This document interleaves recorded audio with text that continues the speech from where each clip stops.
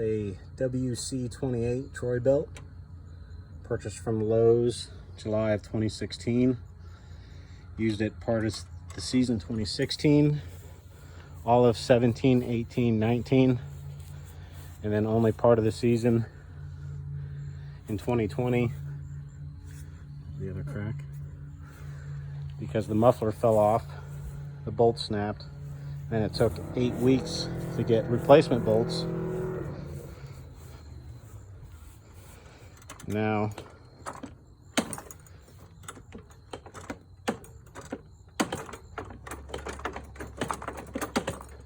I got this to deal with.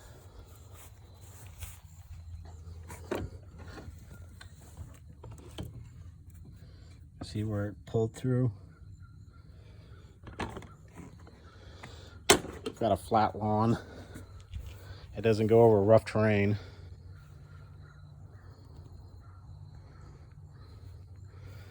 But I can't even get 4 solid years out of it.